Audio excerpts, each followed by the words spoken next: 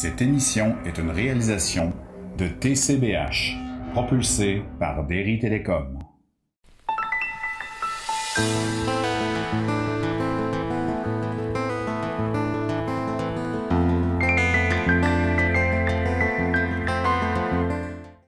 Alors bonjour, pour ce prochain entretien sur Job, nous avions commencé la dernière fois et nous étions rendus à Job qui était un peu confondu avec son féminin intérieur.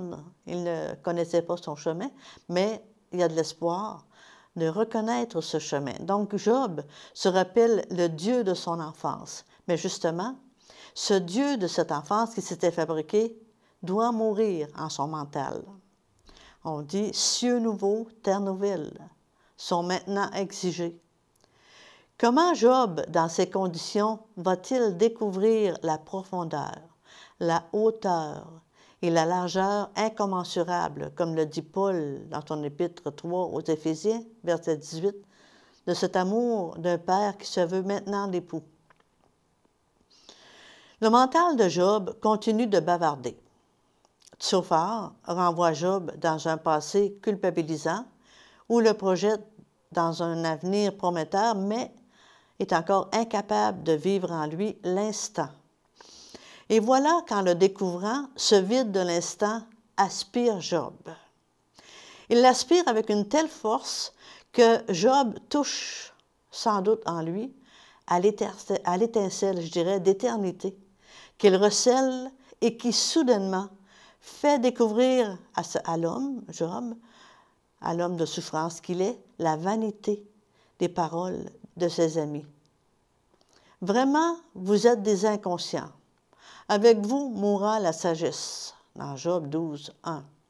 Job, en renvoyant les discours, commence à renvoyer la grotesque du Dieu de son enfance qu'il s'était forgé. Sans savoir, il avance vers l'innommable. Mais qui est cet innommable? Mais qui est-il, ce Dieu? Ce Dieu, il le pressent, est l'essence de toute chose, le Verbe. Toute chose n'a de souffle que lui venant du Verbe qui la fonde. Couper la chose de ce souffle, c'est la tuer. Arrêter la chose à ce que l'on voit d'elle simplement ou à ce que l'on a appris, c'est aussi la tuer. Mais Job devra aller à l'essence de lui-même, le côté ontologique, pour communiquer avec le Verbe qui est aussi l'instant, le « je suis ». En ce « je suis » seulement, Job contemplera Dieu, mais il n'aura de parole à la mesure du Verbe. L'homme de douleur qu'il est va où Dieu commence de le creuser. Il n'a plus rien à perdre. Alors, comme on dit maintenant, c'est le lâcher-prise. Un sacré lâcher-prise qu'il doit faire. C'est avec Dieu que je peux discuter maintenant. Éloignez-vous de moi. Donc, ses amis, mais souvenez-vous, on avait dit que c'était aussi ses façons de penser à l'intérieur. Est-ce à des sources qui lui sont extérieures que l'homme peut accomplir ou acquérir une véritable connaissance? Yahvé donnera bientôt une réponse à cette question. Il révélera à Job qu'il est, en effet, ce qu'il est. Il lui dit, né le premier des hommes, enfanté avec les collines, qu'il a assisté au conseil de Dieu, connu la sagesse et le reste. Vous avez ça dans Job, chapitre 15, versets 7 et 8. Donc cet homme, c'est aussi le grand Adam, l'humanité. Ce n'est pas de ses amis que Job attend le secours, mais de ce Dieu qui le brise. Il m'a saisi par la nuque et m'a mis en pièces. Il perce mes reins sans pitié. Il fond sur moi comme un fort.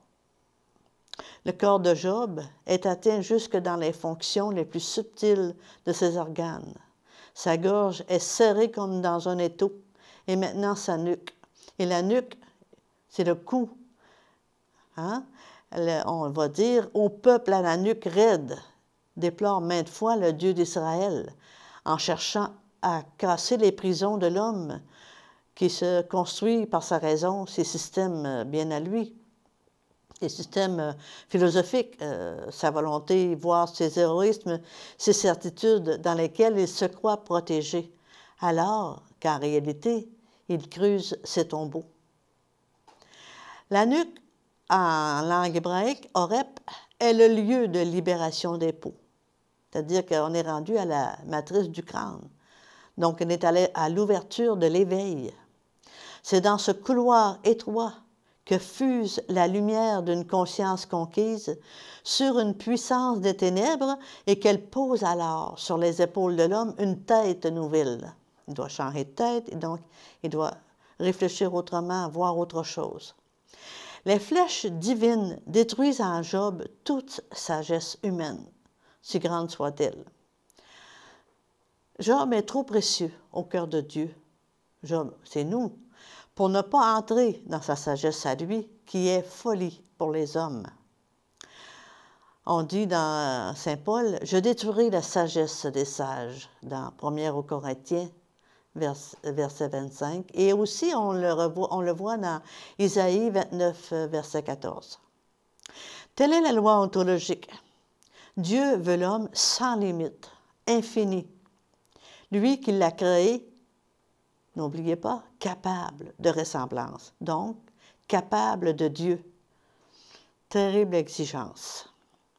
Job, enfin, lâche prise avec l'extérieur et commence à s'intégrer dans le germe divin. Souvenez-vous, le germe, le rappel de ce germe par les pieds, les reins et les oreilles. C'est ce constant rappel que le germe divin est en nous. Le contact est si fort et si réel que Job s'écrie « J'ai à présent mon témoin dans les cieux et mon maître est là dans les hauteurs. » Quelque chose d'inouï, c'est-à-dire dans l'ordre de la verticalité, s'est passé en Job. Il réalise tout d'un coup. Il y a comme une sorte de colonne vertébrale qui l'a traversé et le relie à la présence divine, indéfectiblement sienne. Job a perdu le bon Dieu extérieur qui s'était forgé à lui et il a retrouvé le vrai Dieu qui le conduira à la totalité de lui-même. Il va dire dans le texte, « Moi, je le sais, mon Goël est vivant, et de ma chair, je verrai Dieu. Le Goël est le sauveur, voire l'époux. » Dans le principe est le Verbe, nous dit le texte. Job approche du Verbe de Dieu. En même temps que lui-même, dans sa chair, il est redonné à sa vocation première. La sagesse, il va dire, d'où sort-elle? Où est le gisement de l'intelligence? Encore des questions que Job se pose. Dans l'intériorité d'Adam, sagesse et intelligence sont père et mère. Si vous vous souvenez, dans l'arbre zéphirotique, qu'on a vu une des fois avant, c'est le père et mère, soleil et lune, qui président à l'éclairage de chaque terre, conquise dans la montée de l'échelle des espaces de conscience. L'échelle de Jacob, c'est des montées vers des espaces de conscience. C'est là que surgit une lumière nouvelle. Et Jacob va dire, Dieu était là, il ne le savait pas. Alors, Yahvé sera ta lumière éternellement. Isaïe 60, verset 19. La sagesse vient du méhaïn, du rien.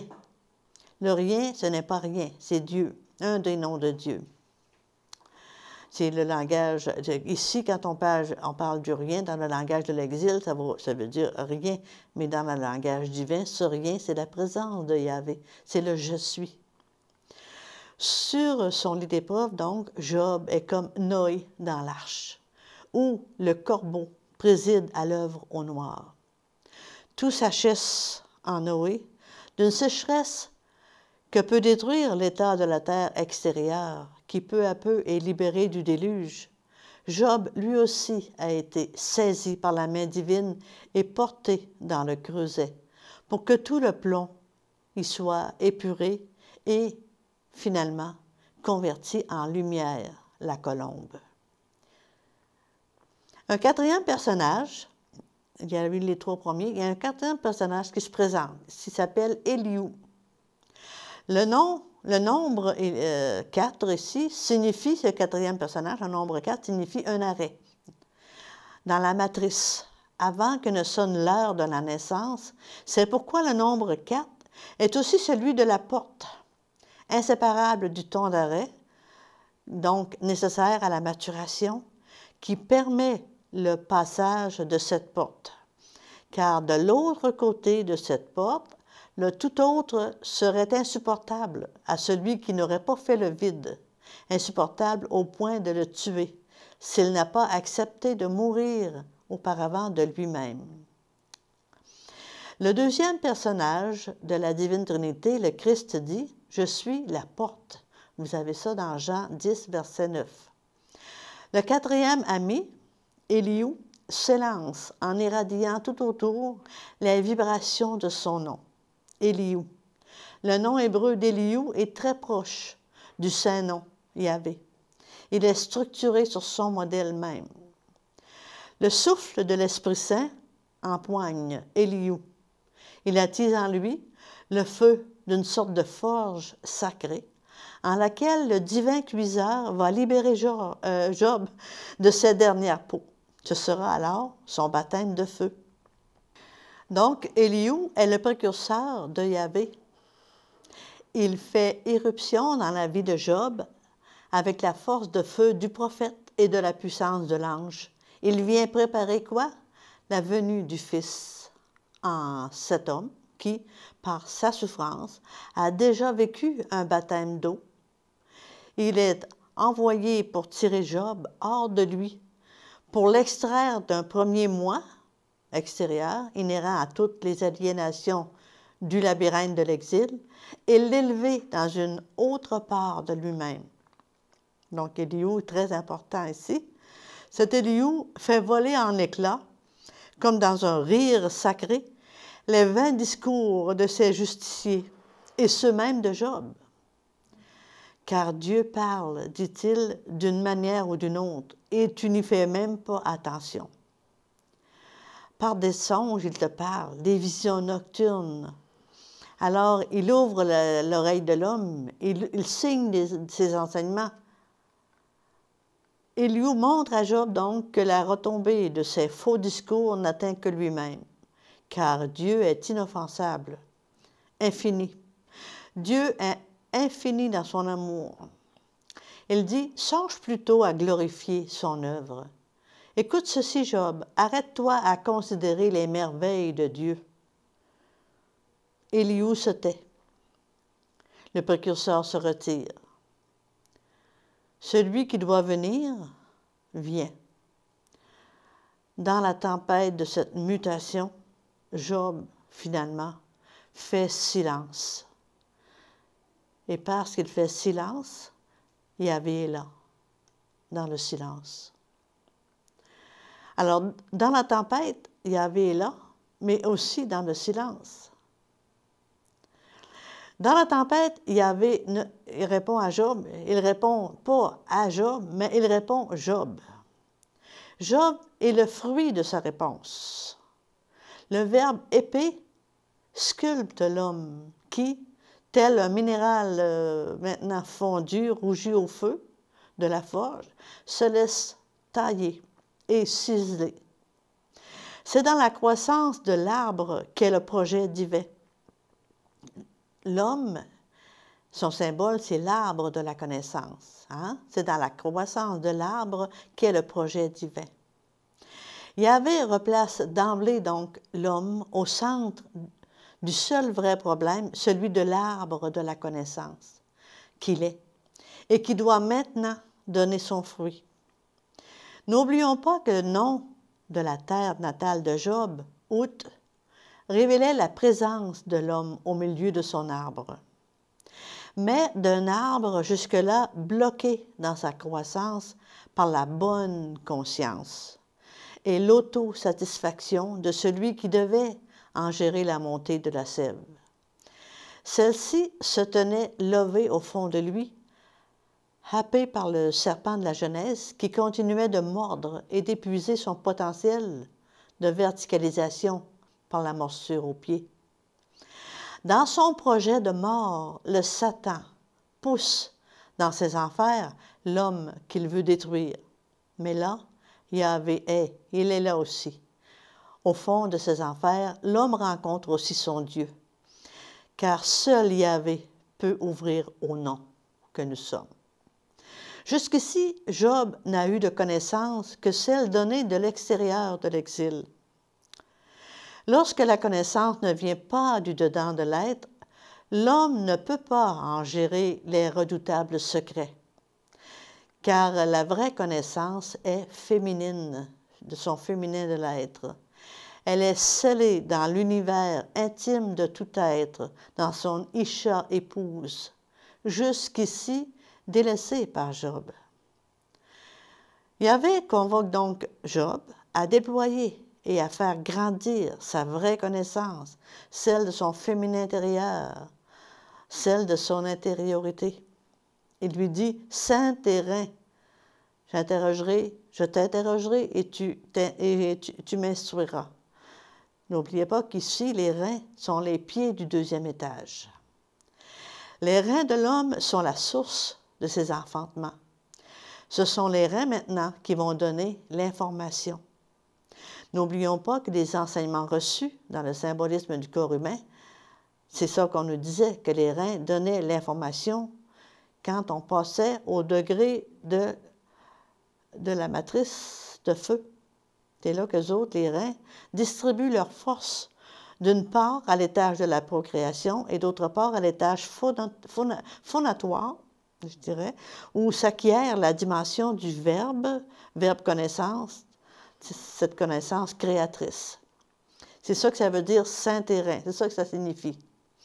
Ramasse, ça veut dire tes énergies. Ne les laisse plus se dissiper à l'étage du monde extérieur, la procréation extérieure, car nous allons travailler et construire avec elle l'énergie des reins, avec l'énergie des reins, tes terres intérieures, pour y faire germer la lumière de la connaissance. Alors ici, Yahvé parle. « Où étais-tu quand je fondais la terre? Quel chemin? Quel est le chemin du séjour lumineux? Tu dois le savoir, car alors tu étais né. Le nombre de tes jours est innombrable. » Vous voyez le « je suis » quand Jésus dit « je suis ». Nous aussi, nous sommes appelés à ce « je suis ». Donc, cet être que nous sommes, où étais-tu quand je fondais la terre, était déjà là. Le ciseau divin a continué de tailler de sa lame interrogative la totalité cosmique de Job. Il touche maintenant de ses profondeurs féminines à son orient, à ses origines hors du temps, car sa semence au cœur de Isha, son Adama, est divine. Yahvé se fait accoucheur de la connaissance qui, enfouie dans les profondeurs de Job, levée jusqu'ici avec la sève de son arbre et dévorée par le Satan, est reprise à l'adversaire. Yahvé vient reprendre ce que l'adversaire avait pris à la chute, et alors il vient redresser en épouse son être, l'Adam, qui devient son épouse. Mais Job ne le sait pas encore. Selon le dessein de Dieu, l'Adam est mis au monde, au vrai monde de l'intelligence divine, en épousant son Adama, son univers intérieur, que le Saint-Nom en lui peu à peu s'éclaire. C'est sûr que c'est difficile à saisir et à comprendre, mais graduellement, au fur et à mesure qu'on va avancer, ce langage va s'éclaircir. Lorsque l'homme se souvient, il s'est créé de toute éternité. Il se sait créé de toute éternité, devrais-je dire, bien en amont de son exil. C'est ça qu'il va l'apprendre. Maintenant, peut-être ça nous surprend, mais on va l'apprendre graduellement. Bien en amont de son exil et dans chacun des instants de son exil, alors on va apprendre qu'on vient de toute éternité. C'est pour ça qu'on dit que le côté ontologique est de l'essence divine. Dieu seul peut faire une chose semblable, à la fois dans le temps et en même temps dans l'éternité. La science divine de la sagesse et de l'intelligence a tissé Job, et donc en chacun de nous, tout entier, jusque dans le mystère de son corps. Notre corps, quand on dit le symbolisme du corps humain, il n'est pas là pour rien. Les reins, en tant qu'oreilles, de l'intériorité de l'être, sont à l'écoute de Yahvé. Et leur information préside au métabolisme du sel de la sagesse. Le cœur, en tant que centre des circoncisions, mort et résurrection, dont chacune ouvre sur une lumière nouvelle, est comme le sanctuaire de toute croissance. Le cœur bat au rythme du souffle divin. Mais comme les mages venant se prosterner devant l'enfant de la crèche, déposant la totalité de leur trésor, de ce qu'ils sont, devant l'Orient lui-même, qui est Yahvé Christ, tel Job aujourd'hui, déposant tout ce qu'il est devant Yahvé, son Dieu, qui le conduit vers lui-même. On dit aussi que les animaux de la crèche étaient devant l'Éternel, mais en étaient tout à fait inconscients. Ils ne savaient pas qu'ils étaient devant l'Éternel. Alors, nous, parfois, nous sommes un peu comme ça. Les animaux de Job, ces puissances adverses, sont souvent inconscients de la réalité divine. À ce moment précis, Job a fini d'évoquer son histoire. Il s'est enfin tourné vers les profondeurs auxquelles il venait de s'ouvrir, en y guettant les origines de la sagesse et de l'intelligence, donc ses pères et mères archétypiels. Comme il a fait pour Adam, Yahvé Elohim conduit Job vers son Orient. Il fait donc émerger de la Adama, ténèbres, son intériorité, les animaux de terre et les oiseaux des cieux, pour que Job les voie, les nomme et en construise son nom. Dans les eaux de la Adama, son intériorité, les poissons ne peuvent être vus, nommés encore moins, mais dans la mesure où Job est sorti de la confusion d'avec son inconscient, dans la mesure où Dieu a fait de Job lui-même un poisson pris dans les filets de son désir, en image, Job peut, avec Yahvé Elohim, tirer des eaux de ses profondeurs les poissons qui les peuplent. Ceux-ci devenus de terre, maintenant visibles et nommables, lui sont présentés. Le Christ aimera parler des poissons. Il jouera maintes fois avec cet archétype pour en mobiliser, je dirais, les énergies chez les siens, dont plusieurs sont d'ailleurs choisis parmi les pêcheurs du lac de Galilée. Vous allez voir que dans le livre du Nouveau Testament, il y a beaucoup de références à l'Ancien Testament. Et le Christ parle aussi en parabole, encore le symbolisme qui est là. Si on lit la Bible et qu'on ne regarde pas le côté symbolique, on est perdu. Plusieurs me disent, on lit la Bible, mais on ne comprend rien. Il faut aller du côté symbolique pour comprendre. Lui-même, on parle du Christ ici, se fera poisson divin, plongeant dans les eaux d'en bas pour en épouser les énergies et les faire se retourner vers leur source première, les eaux d'en haut. Ce que chante David dans un instant de grâce, je dirais, en évoquant le baptême du Christ qui n'aura cependant lieu historiquement que 1000 ans plus tard. Dans la langue grecque, nous retrouvons les mêmes lettres que le mot poisson et le nom de Jésus. Hein? C'est pour ça que les personnes, les apôtres, ceux qui voulaient croire en Dieu, ils ne pouvaient pas le signifier à l'extérieur, mettaient, au lieu d'une croix, un poisson sur leur porte pour signifier qu'ils étaient croyants en Jésus. À ce point de son évolution, Job atteint au temps essentiel du grand œuvre que Dieu opère en tout homme qui le cherche. Il avance doucement vers la réalité de son nom. C'est notre cheminement à nous. Dans ces grands moments de souffrance, Job disait « Nu, je suis sorti du sein de ma mère, et nu j'y retournerai. » Yahvé a donné, Yahvé a repris, que son Saint-Nom soit béni. Job 1, au verset 21. Job a appris de Yahvé qu'il savait quelque chose que son intellect ne savait pas. Quel peuple ne connaît pas ces choses? Quelle tradition n'en témoigne? Quel cœur antique ne les chante? Quel premier tracé sur la pierre n'en illustre les plus minutieux éléments? Voici en effet que, dessinés sur la pierre des entrailles de la terre, les plus obscures souvent, et dérobés à nos regards dans les cavernes, accourent les troupeaux de larmes, les troupeaux de l'aurore. L'homme préhistorique est avant tout mystique, comme l'est le tout jeune enfant, tant qu'il n'a pas encore perdu contact avec la part sacrée de lui-même, en amont avec son temps, comment je dirais ça, en amont de son temps d'adéquation ou au monde que sécurisent nos systèmes logiques. Le vide tragique de toute mystique organisée par nos systèmes de pensée rationnelle précipite nos enfants d'aujourd'hui en compensation inconsciente dans l'univers pathologique d'une fausse régression matricielle ou d'une meurtrière violence.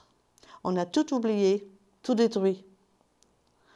On a jeté l'enfant avec l'eau du bain. Nos balbutiantes techniques thérapeutiques de rebirth, cris primal et autres, chercha à tâtons la mémoire d'un passé qui devrait apprendre à dépasser l'historique. Parce que ces histoires ici, c'est des histoires méta, au-delà de l'histoire. Il ne faut pas rester seulement dans l'historique. Donc, cherchant à tâtons de mémoire d'un passé qui devra apprendre à dépasser l'historique pour pénétrer aux sources du prénatal et pour réenseigner l'être dans ses grands archétypes. Mais malheureusement, cette mémoire dort encore. Mais peut-être réactivée, comme dans l'attente d'un appel conscient de l'homme, enfin là, des valeurs du monde de l'exil. La pandémie, parfois, peut nous mener à ça, d'aller voir plus loin que notre exil. Jean-Baptiste le disait en parlant du Christ, « Moi, je baptise dans l'eau, mais lui vous baptisera de feu », dans Luc 3, verset 16. Depuis toujours, Christ, Yahvé, baptise de feu celui qui accède à son intériorité. C'est là où gît le secret de la souffrance du juste.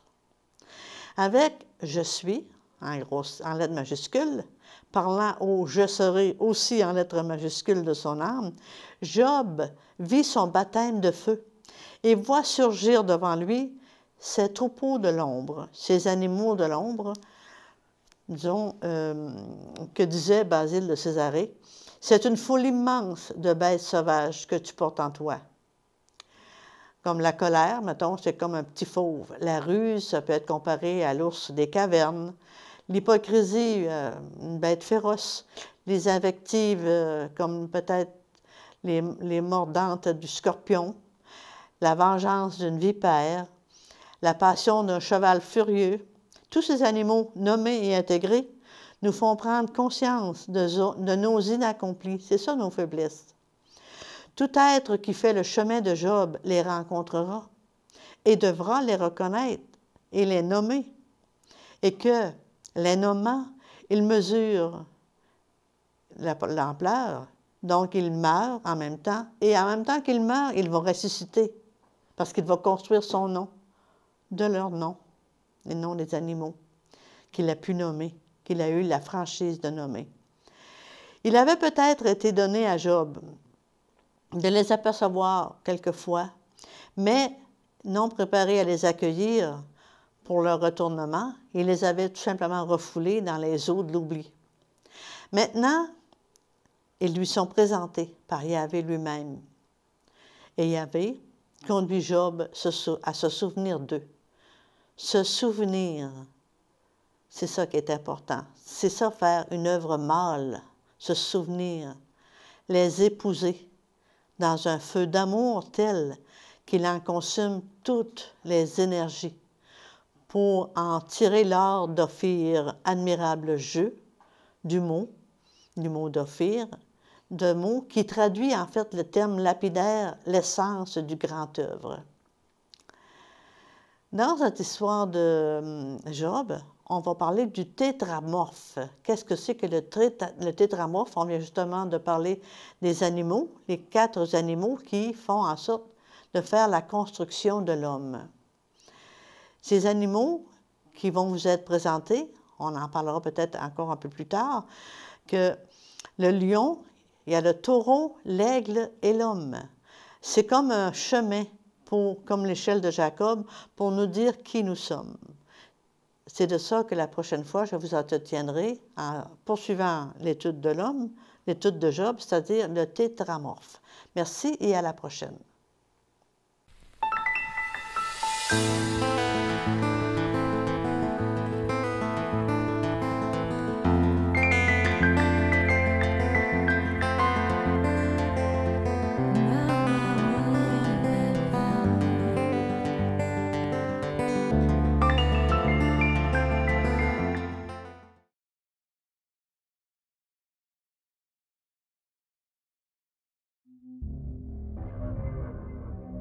Cette émission est une réalisation de TCBH, propulsée par Derry Télécom.